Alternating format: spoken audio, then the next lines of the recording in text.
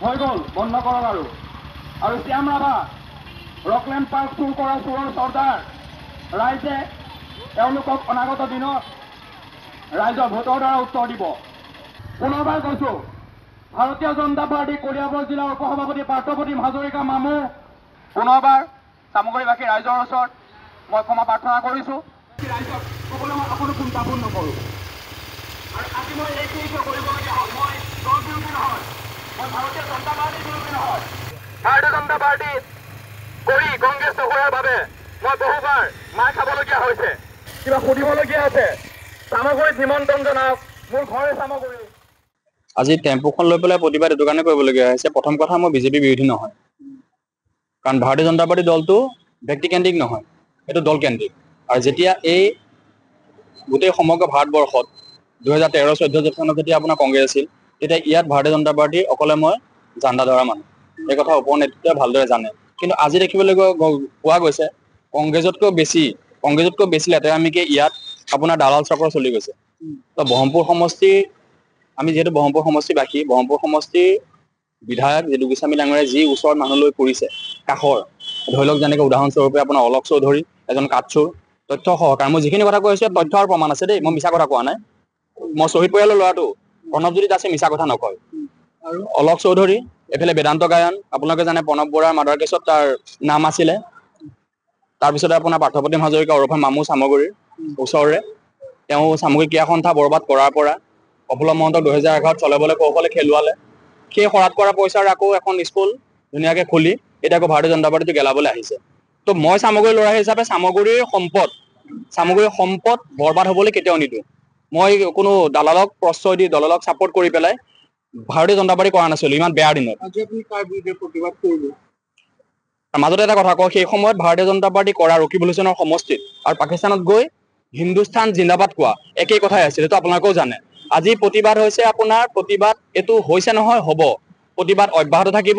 আজি প্ৰতিবাদ আপোনাৰ দলীয় যি নেতৃত্ব আছে, বিশেষকৈ যদু গোস্বামী ডাঙৰীয়াই, তেওঁ এনেকুৱা এজন মানুহক চামগুৰি পঞ্চায়তৰ পৰা টিকেট দিছে ভাৰতীয় জনতা পাৰ্টীয়ে কাউন্সিলৰ পদত, যিজন ৰকলেণ্ড পাৰ্কখন যিটো ৰাইজৰ সম্পত্তি, ৰকিবুল হুছেইনে নিজৰ পকেটৰ পইচা দি বনাই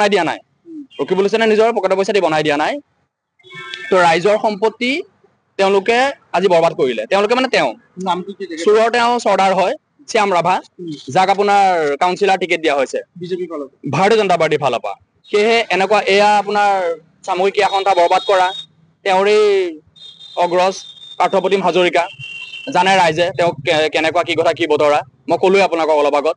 আৰু ঠিক সেই শ্যাম ৰাভা ৰকলেণ্ড পাৰ্কৰ চোৰৰ চৰ্দাৰ, 3 নম্বৰতে আপোনাৰ এইটো ৱাৰ্ডৰ পৰা আৰু এজন তেওঁলোকে ছাপোৰ্ট কৰিছে, দলৰ নীতি আদৰ্শ আইন কানুন একো নমনাকে তেওঁলোকেই ছাপোৰ্ট কৰি পেলাই উঠাইছে। মই নামটো নকওঁ ৱাৰ্ড মেম্বাৰজনৰ, তো দৰকাৰ পৰিলে মই নাম ক'ম, তথ্য সহকাৰে দিম তেওঁ কি কাম কৰিছে নাই কৰা, কাৰ জীৱন ধ্বংস কৰিছে, কাৰ ঘৰ কি কৰিছে, চামগুৰিবাসী ৰাইজে জানে, চামগুৰি আউনীআটী সত্ৰৰ খুটাৰকান সত্ৰবাসী ৰাইজে জানে। মই তেওঁলোকক আপোনালোকৰ থ্ৰুৱেদি এটা ৱাৰ্ণ কৰি দিব বিচাৰো, কাৰণ চামগুৰিখন মোৰ পৈতৃক সম্পত্তি দেই, মোৰ লগতে চামগুৰিৰ প্ৰত্যেকজন উঠি অহা নৱপ্ৰজন্মৰ কিন্তু পৈতৃক সম্পত্তি। আমি চামগুৰিখন বৰবাদ হৈ যাবলৈ নিদিওঁ, যিহেতু এখন ঘৰ নিজৰ ঘৰৰ লগতে নিজৰ চুবুৰী, নিজৰ গাঁও এখন। সেইটো কাৰণে প্ৰত্যেকজনক ৱাৰ্ণ কৰি দিবলৈ বিচাৰো আপোনালোকৰ থ্ৰুৱেদি যে দালালগিৰি বন্ধ কৰক, ইয়াত দালালগিৰি নচলিব। কিন্তু ভাৰতীয় জনতা পাৰ্টি, মই এটা কাৰণে কৈছিলো, জাতি মাতি ভেটি কথা কোৱা, সেইকাৰণে মই ভাৰতীয় জনতা পাৰ্টি কৰিছিলো। আৰু নীতি আদৰ্শ আছে, নথকা নহয়, ভাৰতীয় জনতা পাৰ্টিৰ নীতি আদৰ্শ বহুত ধুনীয়া, কিন্তু এওঁলোকে নীতি আদৰ্শক আওকাণ কৰি কেৱল আৰু কেৱল ক্ষমতা আৰু স্বাৰ্থৰ লোভত তেওঁলোকে সকলো নীতি আদৰ্শ জলাঞ্জলি দি যেনে তেনে ক্ষমতা দখলৰ যুঁজত নামি পৰিছে। সেয়ে আজি মই এই প্ৰতিবাদটো কৰিবলৈ মই বাধ্য।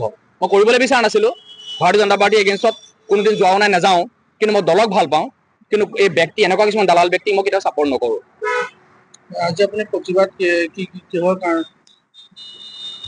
প্ৰতিবাদটো আপুনি আজি কি বুলি কৰিছে? যিহেতু মোৰ পঞ্চায়ত চামগুৰি পঞ্চায়তৰ যিখিনি আমাৰ ভোটাৰ আছে, তেওঁলোকৰ মই কাৰোবাৰ ভাইটি, কাৰোবাৰ দাদা, কাৰোবাৰ ল'ৰা, কাৰোবাৰ ভতিজা, ঠিক আছে। তো তেওঁলোকক মই এটা কথা সোঁৱৰাই দিব বিচাৰো যে ৰাইজে চোৰক ভোট দিব নে ৰাইজে নিজৰ বিবেচনাৰে এজন ভাল মানুহক ভোট দিব।